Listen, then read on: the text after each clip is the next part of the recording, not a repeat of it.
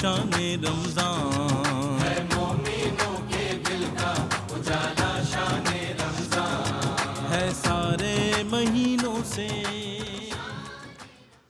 اچھا جناب، آپ کا خیر مقدم ہے، اور روزہ آج ہمارا موضوع ہے۔ بہت اچھے انداز میں ہمارے علماء حضرات اس پر کلام فرما رہے ہیں، اور یہی وہ علماء حضرات ہیں کہ جو ہماری رہنمائی فرماتے ہیں، تو بہت سی الجھنیں جو ہے ہماری جو ہے سلجھ جاتی ہیں۔ علامہ مفتی اکمل صاحب تشریف فرمائیں۔ حضرت یہ فرمائیے گا کہ سحر و افطار کے جو اوقات ہیں، ان کے حوالے سے فرمائیے گا، قرآن و حدیث کی روشنی میں ان کی فضیلت بھی بیان فرما دیجیے۔ جی سحری جو ہے یہ ایک ہوتی ہے صبح صادق، ایک ہوتی ہے صبح کاذب۔ اگر ہم پہاڑ پہ چلے جائیں نا، تو جہاں زمین و آسمان مل رہے ہوتے ہیں اس کو افق کہا جاتا ہے۔ تو اگر آپ غور کریں گے رات کے آخر حصے میں ایک سفیدی پھیلتی نظر آئے گی، تو ایسا لگے گا شاید ابھی دن نکل آئے گا، لیکن تھوڑی دیر بعد وہ سفیدی غائب ہو جائے گی، دوبارہ اندھیرا آ جائے گا۔ پھر کچھ عرصے بعد، یعنی کچھ وقت کے بعد، پھر دوبارہ ایک دفعہ سفیدی نمودار ہوگی، اور پھر وہ عرض میں پھیلتی چلی جائے گی، اور اس کے بعد سورج طلوع ہو جاتا ہے۔ تو پہلے والی صبح چونکہ ایک طرح سے دھوکہ سا ہوتا ہے، اس کو کاذب کہہ دیتے ہیں، ویسے جھوٹی صبح اس کا ترجمہ بنتا ہے۔ اور ایک ہوتی ہے پھر جو بعد میں ہوتی ہے، اس کو صبح صادق کہتے ہیں، سچی صبح۔ تو بس یہ صبح صادق جو ہے یہ آخری وقت ہوتا ہے۔ لیکن چونکہ ہمارے ہاں اب یہ اس طریقے سے دیکھنے کا تو معاملہ ہے ہی نہیں، اور نہ اتنا بلڈنگیں بن گئی ہیں، اور یہ تو اب یہ جو چینلز وغیرہ ہیں ان پہ بتائے ہوئے اوقات یا کیلنڈرز وغیرہ، ان پر اعتماد کیا جا سکتا ہے۔ یوں ہی افطار کا مسئلہ ہوتا ہے کہ جب شفق غائب ہو جاتی ہے، تو یعنی جب عصر کا وقت تقریباً ختم ہوتا ہے تو مغرب اسٹارٹ ہو جاتی ہے۔ اور اس میں بھی یہی ہوتا ہے کہ عام آدمی تو اس کو نہیں جان سکتا، تو پھر یہی چینلز کے اوپر جو وقت بتاتے ہیں، لیکن ہم مشورہ یہ دیتے ہیں کہ جو سحری میں سب سے آخری وقت بتا رہے ہوں اس کو فالو کریں، کہ اس میں احتیاط زیادہ ہے، اور سب سے پہلے والا۔ اور افطار میں جو سب سے آخری وقت بتا رہے ہوں اس کو فالو کریں، اچھا، تاکہ ایسا نہ ہو کہ آپ جلدی افطار کر لیں، کیونکہ تھوڑا تھوڑا ڈفرینس ہوتا ہے اس کے اندر۔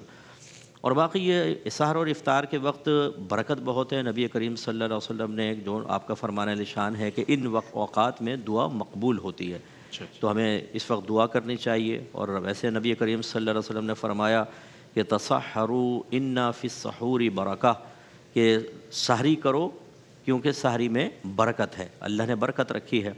تو اس لیے سحری ضرور کرنی چاہیے۔ بعض لوگ یہ کہتے ہیں کہ جی ہم نے تو 10 روزے بغیر سحری کے رکھ دیے، وہ اس پہ بھی فخر کرتے نظر آتے ہیں۔ تو یہ اچھی طرح یاد رکھیں کہ نبی کریم صلی اللہ علیہ وسلم کی ایک سنت پر عمل کرنا یہ ہمارے ہزارہا سال کے مجاہدات سے بہتر ہے۔ بے شک بے شک، کیونکہ اللہ تعالیٰ نے اپنے حبیب کریم صلی اللہ علیہ وسلم کو جو کچھ عطا فرمایا وہ سب سے باکمال اور بہترین عطا فرمایا، تو لہذا جو اس کو اختیار کرے گا وہ بھی باکمال اور بہترین بنے گا۔ تو اس سے ہٹ کر کوئی چیز قابل فخر نہیں ہے، بلکہ اتباع سنت کے اندر فخر ہونا چاہیے۔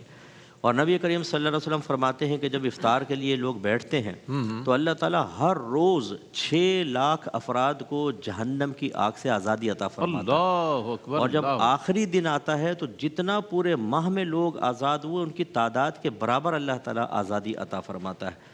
تو اس لیے سحری اور افطار کے وقت میں کوشش کرنی چاہیے کہ دعا مانگیں، اور اس کے علاوہ ضرور سحری افطار کریں۔ اور افطار میں تاخیر کرنا بھی منع کیا۔ نبی کریم صلی اللہ علیہ وسلم نے ارشاد فرمایا کہ امت اس وقت تک خیر میں رہے گی کہ جب وہ افطار میں جلدی کرتے رہیں گے، تو بلا عذر تاخیر کرنا منع ہوتا ہے۔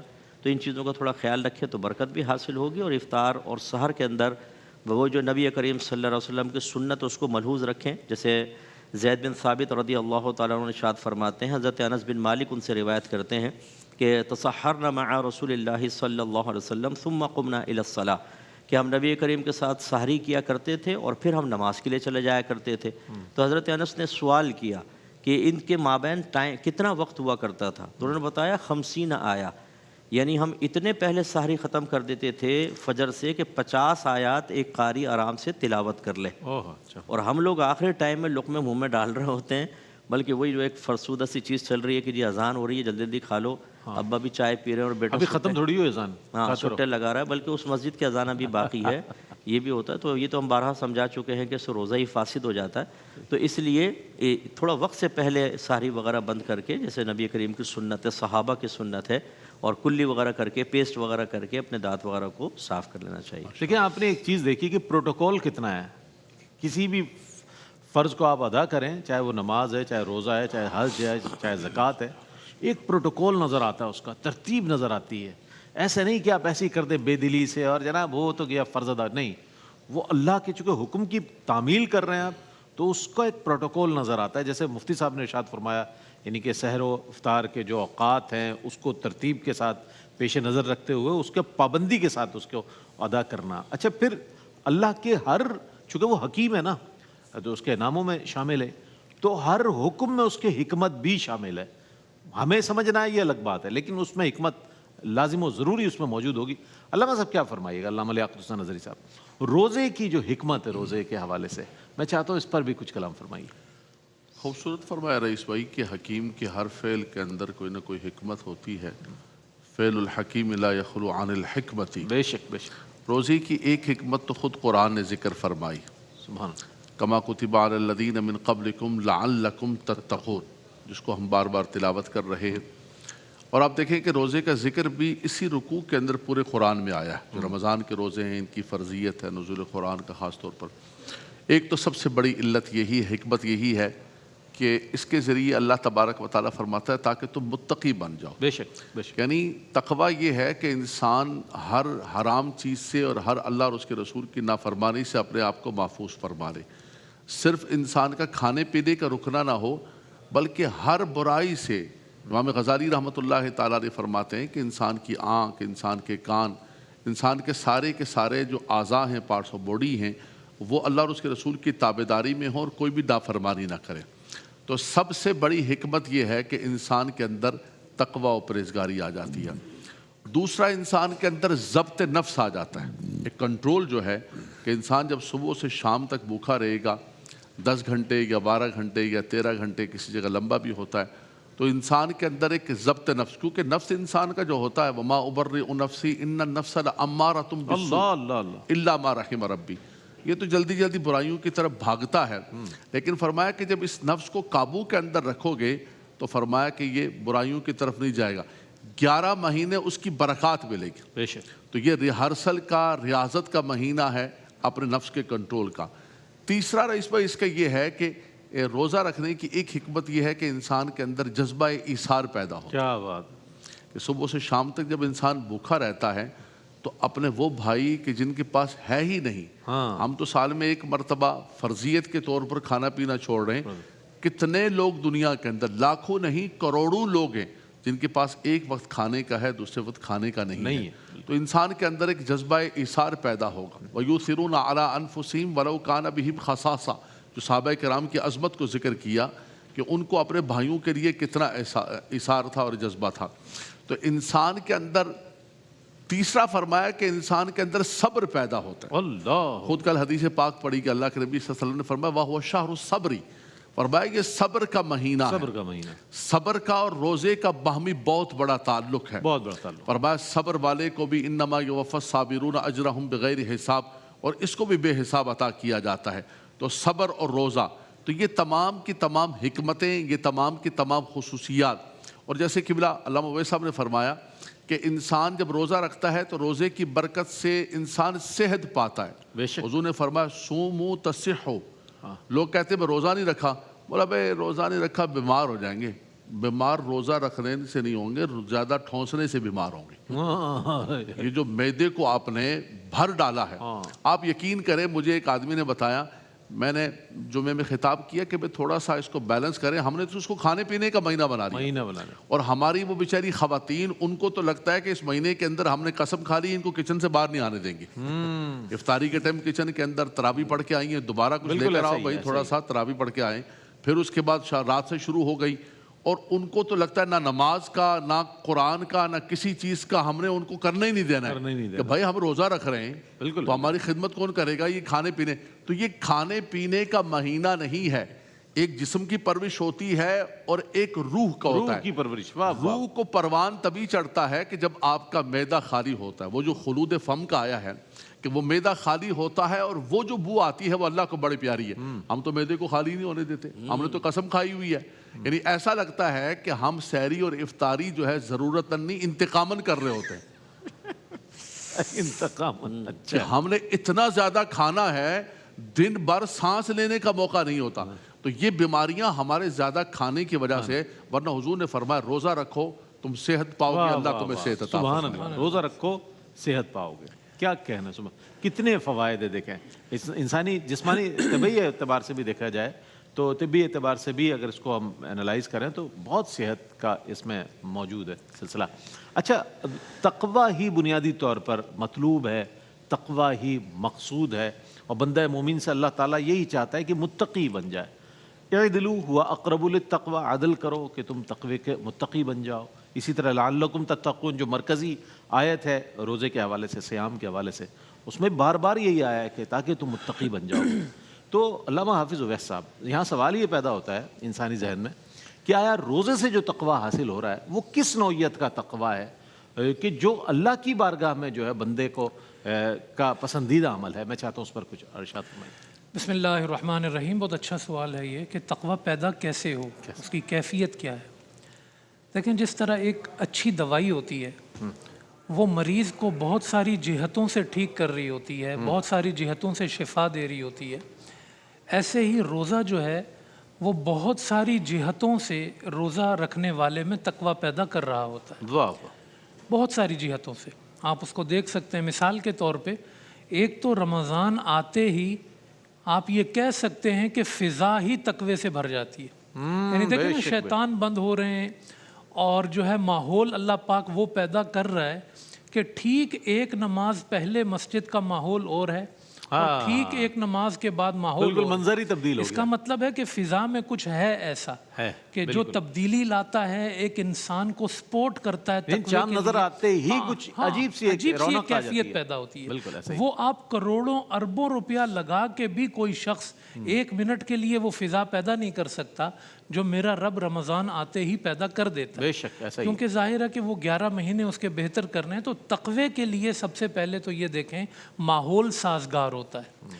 दूसरा ये कि तक़वे के लिए एक इंसान को माहौल के साथ साथ जो भूख और प्यास वो बर्दाश्त करता है, तो शैतान जो है ना वो रगों में दौड़ रहा होता है खून की तरह। बेशक। तो भूख प्यास में उसको भी ज़रा सा एक इंसान बांधता है, रोकता है, उसको भी और लगाम देता है। लगाम देता है इंसान, तो उससे भी इंसान के अंदर तक़वा पैदा होता है। इसी तरह जो है वो तक़वा जो इंसान के अंदर आता है कि देखें, एक इंसान के पास खाने के लिए भी है, पीने के लिए फ्रिज में सारी चीज़ें रखी हैं, मशरूबात हैं, हर चीज़ है, लेकिन एक इंसान कहता है कि मैं अल्लाह की रज़ा के लिए अल्लाह के हुक्म पे कोई चीज़ न खाऊंगा न पीऊंगा। मगर उसके जहन में ये होता है कि 2 घंटे बाद, 4 घंटे बाद, 6 घंटे बाद इफ्तार का वक्त आने वाला तो मैं उस वक्त खा भी लूँगा, पी भी लूँगा। तो इफ्तार का जो वक्त होता है ना खाने पीने का, इंसान को तरगीब दे रहा होता है कि आप थोड़ी देर रुके रहें, मैं इस वक्त जो है यहाँ पर आप पहुँचेंगे तो आप खा भी सकेंगे, पी सकेंगे। तो तक़वा इसी तरह पैदा होता है कि पूरी ज़िंदगी जो है समझ लें एक रोज़ा है। इंसान किसी गुनाह की तरफ बढ़ने लगता है या किसी अपनी ख्वाहिश नफ्स की तरफ बढ़ने लगता है, तो जैसे इफ्तार जो है तरगीब दे रही होती है, ऐसे ही जन्नत तरगीब देती है। जन्नत कहती है ये ज़िंदगी रोज़े की है, थोड़ा सा रुक जाओ, थोड़ा सा रुक जाओ, तुम यहाँ तक पहुँचोगे तो फिर तुम्हें हर चीज़ मिलेगी। अगर आप इजाज़त दें जी, तो एक वक्फा ले लेते हैं। वक्फे के बाद जब लौटेंगे तो इसी तक़वे पर आपसे मज़ीद कलाम सुनेंगे, और यकीनन ये वो बातें हैं कि जो सुनना ज़रूरी है, क्योंकि आप रोज़ा रख रहे हैं 12-13 घंटे का, तो उससे हासिल क्या हो रहा है वो है तक़वा, वही मतलूब है, वही मकसूद है। तो इस पर मज़ीद इंशाअल्लाह बात करेंगे अल्लामा साहब एक वक्फे के बाद। है मोमिनों के दिल का उजाला शाने रमज़ान, है मोमिनों के दिल का उजाला शाने रमज़ान, है सारे महीनों के दिल का उजाला शाने रमज़ान, है सारे। जी नाज़रीन, आपका खैर मक़दम है इल्म व उलमा में। सवाल ये था कि जनाब जो रोज़े से तक़वे का हुसूल हो रहा है उस पर अल्लामा हाफिज़ उवैस अहमद साहब कलाम फरमा रहे थे। मैं चाहता हूँ उसको मुकम्मल फरमा दें। जी, हम इस पे बात कर रहे थे कि रोज़े से तक़वा कैसे हासिल होता है। तो इस पर मैं अर्ज़ कर रहा था कि जिस तरह रोज़ेदार जो है वो इफ्तारी के वक्त को अपने सामने रख के दरमियान में बहुत सारी चीज़ों को खाने पीने की उनसे परहेज़ करता है, अवॉइड करता है, इसी तरीके से ये दुनिया में उसकी जो पूरी ज़िंदगी है ये एक रोज़े की मानंद है। اور جس طریقے سے جنت کو دیکھ کے کہ سامنے جنت موجود ہے جہاں شراب نہیں شراب طہور ہوگی، اور بہت ساری چیزیں جو انسان یہاں دنیا میں اس کے لیے ترک کر دیتا ہے، تو اسی طرح افطار کے وقت سے اس جنت کو مشابہت ہے کہ جنت کو سامنے رکھ کر انسان اس زندگی میں روزے پہ آ جاتا ہے، پرہیز پہ آ جاتا ہے، تقوی پہ آ جاتا ہے، بد کرداری سے کنارہ کشی کرتا ہے، حرام چیزوں سے کنارہ کشی کرتا ہے، اور یہی تقوی ہے کہ انسان ان تمام چیزوں کو چھوڑ دے۔ اور آخر میں یہ بھی میں عرض کروں گا کہ دیکھیں ایک بڑا خاص پیغام ہے روزہ رکھنے والوں کے لیے کہ دو چیزیں ہوتی ہیں، ایک تو یہ ہوتا ہے کہ کون سے امور انجام دینے ہیں، کون سے کام کرنے ہیں، یہ بھی اہم ہے، اور ایک یہ ہوتا ہے کہ کن کاموں کو ترک کرنا ہے، چھوڑنا ہے۔ ان دو چیزوں کے ملے بغیر تقوی حاصل نہیں ہوتا۔ آپ نے روزہ رکھا، یہ دونوں چیزیں ملحوظ خاطر رہیں، کرنے میں جب آپ گئے تو آپ نے نمازیں بھی پڑھی، آپ نے تسبیح بھی پڑھی، تراویح بھی پڑھی، تلاوت بھی کی، آپ نے کہا میں نے یہ کیا یہ کیا یہ کیا، لیکن جب بات آئی ترک کی، نواہی کی جب بات آ گئی، ہاں اب سوال یہ پیدا ہوگا کہ آپ نے اللہ کے لیے کس کس چیز کو چھوڑا، یہ بڑا اہم ہے۔ لوگ کیا کرتے ہیں کہ جی میں نے صدقہ اتنا دے دیا، تراویح میں نے فلاں جگہ پڑھ لی، بھائی اللہ کے لیے کچھ کام چھوڑے بھی کہ نہیں جو گناہ کے کام تھے۔ آپ دیکھیں نا رمضان ایک ترک کا مہینہ بھی ہے، کھانے پینے کے ترک کے ساتھ ساتھ آپ دیکھیں کہ بہت سارے حرام کاموں سے بچنا۔ اچھا آخری عشرہ جب آتا ہے رئیس بھائی آپ دیکھیں تو بندہ اپنا گھر بھی ترک کر دیتا ہے، بالکل دیکھیں نا گھر چھوڑتا ہے نا، اور پھر وہ آ جاتا ہے مسجد میں اللہ کے لیے، بیوی بچے چھوڑ دیتا ہے سب کچھ۔ تو اس کا مطلب ہے وہ ترک کرنے کی جو اہمیت ہے روزے کے اندر۔ بلکہ کسی نے بڑی خوب بات کہی کہ رمضان کا مہینہ گزرتا ہے تو اس کے بعد حج کے مہینے شروع ہوتے ہیں، تو اعتکاف میں تو صرف گھر چھوڑا تھا، حج میں تو بندہ اپنا ملک چھوڑ دیتا ہے، اپنا لباس چھوڑ دیتا ہے۔ تو اللہ کے لیے ترک کرنا، اللہ کے لیے بری چیزوں کو چھوڑنا، یہ تقوی ہے۔ جب اسی لیے آپ صلی اللہ علیہ وسلم نے فرمایا کہ جس نے روزہ بھی رکھا، جھوٹ بھی بولا، جھوٹ ترک نہیں کیا، غیبت ترک نہیں کی، تو اس نے سوائے بھوک پیاس کے اور کچھ حاصل نہیں کیا۔ تو اس لیے ہم اگر یہ سوال قائم کریں کہ روزے سے تقوی کیسے حاصل ہوگا، تو اس کا خلاصہ یہ نکلتا ہے کہ اللہ کے لیے جو کرنے کے کام ہیں ان کو انجام دیتے رہو، اور تقوی کے حصول کے لیے جن چیزوں کو ترک کرنا ہے ان چیزوں کو ترک کرتے رہو۔ اسی کا نام تقوی ہے، بچنے کا نام تقوی ہے، گناہوں سے دور رہنے کا نام تقوی ہے، حرام سے بچنے کا نام تقوی ہے، اور یہ وہ پریکٹس ہے اور وہ ریہرسل ہے جو اللہ پاک نے اس مہینے میں ہمارے لیے قائم فرمائی ہے۔ کیا کہنا ہے؟ اچھا علامہ لیاقت حسین صاحب، میں چاہتا ہوں آج کا موضوع اگرچہ یہ ایک بڑا سمپل نظر آ رہا ہوگا روزہ، لیکن اس پر آج جو بات ہوئی ہے، جو آپ لوگوں نے روشنی ڈالی، کمال کر دیا۔ میں پیغام لینا چاہوں گا آج کے موضوع کے اعتبار سے، کیا کہیے گا؟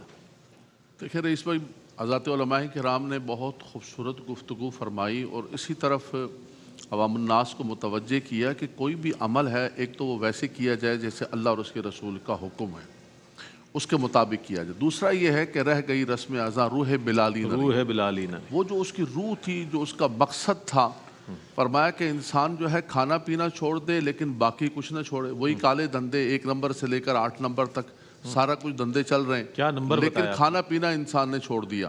تو فرمایا اسی طرح فرمایا کہ کچھ نمازی ایسے ہیں کہ وہ نماز پڑھتے ہیں، نماز فرمایا کہ کالے کپڑے میں لپیٹ کے ان کے منہ پر مار دی جاتی۔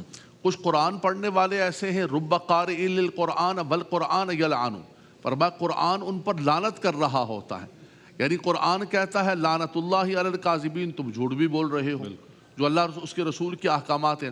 تو ان عبادات کا، یہ روزہ ہو، نماز ہو، قرآن ہو، حج ہو، چکر لگا رہے ہیں، لیکن یہ جو یہاں لوگوں کو چکر دے کے آئے ہوئے، فرمایا یہ چکر لگانے سے یہ چکر معاف نہیں ہوں گے، یہ جو لوگوں کا لینا دینا ہے یہ تمہیں کرنا پڑے گا۔ تو فرمایا اس کی جو روح ہے، اس کی جو اصل ہے، جب تک وہ حاصل نہیں کرو گے، فرمایا کہ کمال تک اور قرب الہی کو حاصل نہیں۔ اچھا علامہ حافظ ویسا آپ بھی، میں چاہتا ہوں میں علامہ صاحب کی بات کو ہی آگے بڑھاتا ہوں۔ علامہ صاحب نے جو آخر میں فرمایا، یہ نمبر بھی بتائے چکر کے، اور بڑی اچھی بات کہی کہ یہ جو طواف کے چکر ہیں یہ لوگوں کو دیے ہوئے چکروں سے کافی نہیں ہوں گے، میں اس پر قرآن کریم کی ایک آیت آپ کے سامنے رکھتا ہوں، اور سننے والے، قرآن کا ذوق رکھنے والے ضرور اس میں محظوظ ہوں گے۔ بسم اللہ۔ کہ آپ دیکھیں جیسے علامہ صاحب نے ذکر بھی کیا کہ قرآن کریم میں روزے کا ذکر سورہ بقرہ میں ایک ہی جگہ پہ آیا پورے قرآن میں، جس میں اس کے مسائل، اس کا جو مقصد ہے، اس کی فرضیت وغیرہ سب کا ذکر ہے۔ لیکن حیرت کی بات آپ کو بتاؤں کہ یہ روزہ ایک عبادت ہے، بالکل، اس رکوع کا اختتام کس آیت پہ ہوا ہے وہ بڑی ایک حیرت انگیز بات ہے۔ جی جی، یعنی پورا رکوع روزے پر مبنی ہے، اچانک ایک آیت آتی ہے اس رکوع کے اختتام پہ، وَلَا تَأْكُلُوا أَمْوَالَكُمْ بَيْنَكُمْ بِالْبَاطِلِ۔ واہ واہ واہ، کیا بات! علماء نے کہا کہ اس آیت کا اس رکوع سے کیا جوڑ ہے؟ یعنی اللہ بتانا یہ چاہتا ہے کہ مزے سے سحری کرنے والے، مزے سے افطاری کرنے والے کسی کا باطل مال تو نہیں کھا رہا۔ وَلَا تَأْكُلُوا أَمْوَالَكُمْ بَيْنَكُمْ بِالْبَاطِلِ وَتُدْلُوا بِهَا إِلَى الْحُكَّامِ لِتَأْكُلُوا فَرِيقًا مِّنْ أَمْوَالِ النَّاسِ بِالْبَاطِلِ۔ تو حکام کے پاس پہنچ جاتا ہے کیونکہ تیرے پاس طاقت بہت ہے، تیری سنی بہت جاتی ہے، تو حاکموں کو اپنے ساتھ ملا کے زمینوں پہ قبضے کرتا ہے، تو حاکموں کے ساتھ مل کر کرپشن کرتا ہے اور پھر افطار پارٹیاں بھی دیتا ہے۔ تو روزے کے ساتھ جو ہے نا جوڑا گیا ہے عقل بالباطل، یعنی باطل مال کھانا، اس کی حرمت کو اللہ نے بیان کیا ہے، اور یہ بہت بڑا پیغام ہے۔ بہت خوبصورت بات آپ نے اس کو جو نقطہ بیان فرمایا۔ قبلہ کیا پیغام دیجیے گا آج کے موضوع پر؟ بہت اچھے شر و بست کے ساتھ آپ تینوں حضرات نے گفتگو فرمائی ہے۔ بس یہ انہی کی باتوں کا ہی اختتام میں عرض کر دیتا ہوں کہ روزہ تو ہم رکھتے ہیں، لیکن بہت سے ایسے ہیں جو اپنے ماں باپ کا دل دکھائے ہوئے ہیں، ماں باپ ان سے بہت زیادہ ناراض ہیں، اور ماؤں کے دلوں سے نہ چاہتے ہوئے بھی ان کے لیے بری باتیں نکلتی ہیں، بد دعائیں نکلتی ہیں۔ ایسی بہت سارے ہیں کہ جو باہر تو حاجی صاحب بہت ہی عزت اور عارضی کے ساتھ میں کتا کمینہ ہوں، لیکن جب گھر میں داخل ہوتے ہیں تو ان سے بڑا فرعون کوئی نہیں ہوتا، بالکل مثل فرعون بن جاتے ہیں اور بیوی بچوں پر انتہائی ظلم کر رہے ہوتے ہیں۔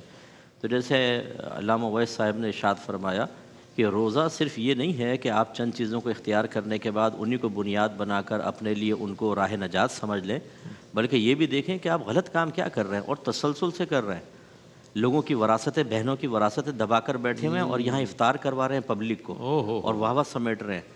لوگوں کے پیمنٹس دبائی ہوئی ہیں، ادائیگی پہ قدرت کے باوجود ان کو چکر پہ چکر لگواتے ہیں، لیکن ان کو پیمنٹ نہیں دیتے، اور جھوٹے پلاٹ بیچے ہوئے ہیں، جھوٹی سوسائٹیز کے اندر ان لوگوں کو پھنسایا ہوا ہے بیچاروں کا، ان کی دل آزاریاں کر رہے ہیں آپ، اور اسی طرح قبضے کر کے بیٹھے ہوئے ہیں مکانوں اور پلاٹوں کے اوپر، اور آپ پھر مصنوعی سے ایک روزے رکھ کر یا حج کر کے یا عمرے کر کے، یعنی ایک شخص نے مجھے بتایا کہ ایک مطلب تبلیغ دین کے شعبے سے وابستہ شخص ہے، اور اس نے مجھے اتنا وعدہ سود پہ قرضہ دیا کہ میں 40 لاکھ ادا کر چکا ہوں، ابھی تک اسے بری ذمہ نہیں ہو سکا۔ روزانہ آدمی میرے گھر پہ بھیجتا ہے اور دھمکیاں لگاتا ہے، پورے محلے میں میری عزت خراب کر دی، اور ابھی عمرہ کرنے گیا ہوا ہے۔ واہ واہ، تو یہ چیزوں پہ بھی توجہ رکھیں کہ بالکل آپ روزہ رکھیں، سعادت کی بات ہے، اتنی فضیلتیں ذکر کی گئی ہیں، لیکن جو ممنوع چیزیں ان کے ارتکاب سے اپنے آپ کو بچانا کسی بعض اوقات نیک فعل سے زیادہ اہم اور ضروری اور باعث برکت ہوتا ہے۔ ماشاء اللہ، قبلہ مفتی صاحب نے بھی اپنا پیغام عنایت فرمایا۔ میں علامہ لیاقت حسین اظہری صاحب کا شکر گزار ہوں آپ کی تشریف آوری پر۔ علامہ حافظ اویس احمد صاحب، آپ کی تشریف آوری کا بہت شکریہ۔ انشاءاللہ قبلہ مفتی محمد اکمل مدنی صاحب ہمارے ساتھ اگلے سیگمنٹ میں اور اذان فجر کے بعد تک شامل پروگرام رہیں گے، کیونکہ اگلا سیگمنٹ جو ہے وہ ہے اظہار عقیدت کا، جس میں ہم آج ٹریبیوٹ پیش کریں گے امام اہل سنت اعلیٰ حضرت عظیم البرکت مجدد دین و ملت پروانہ شمع رسالت مولانا الشاہ احمد رضا خان فاضل بریلوی رحمۃ اللہ تعالی علیہ کی خدمت میں کلام شامل کر رہے ہیں ہمارے تینوں ثنا خواں، اور اس کے بعد ہم بڑھیں گے اگلے سیگمنٹ کی جانب جس کا نام ہے اظہار عقیدت۔ آپ ہمارے ساتھ رہیے گا۔ بسم اللہ۔ رخ مصطفیٰ کو دیکھا، رخ مصطفیٰ کو دیکھا تو دیوں نے جلنا سیکھا، یہ کرم ہے مصطفیٰ کا، یہ کرم ہے مصطفیٰ کا، شب غم میں ڈھلنا سیکھا۔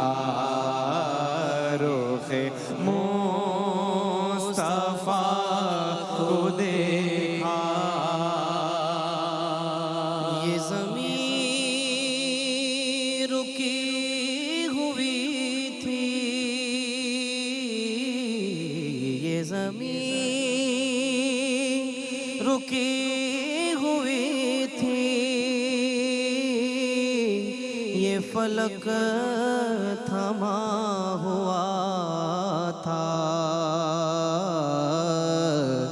چلے جب میرے محمد، چلے جب میرے محمد، تو جہاں نے چلنا سیکھا، چلے جب میرے محمد، تو جہاں نے چلنا سیکھا۔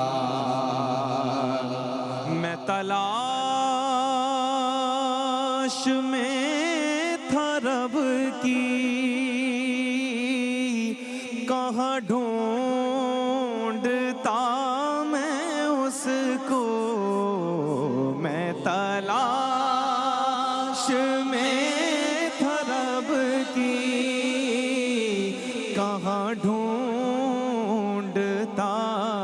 میں اس کو، لیا نام جب نبی کا تو خدا سے ملنا سیکھا، لیا نام جب نبی کا تو خدا سے ملنا سیکھا۔ بڑا خوش نصیب ہوں میں، بڑا خوش نصیب ہوں میں، میری خوش نصیبی دیکھو، بڑا خوش نصیب ہوں میں، میری خوش نصیبی دیکھو، کہ بڑی کم سینی سے میں نے، واللہ بڑی کم سینی سے میں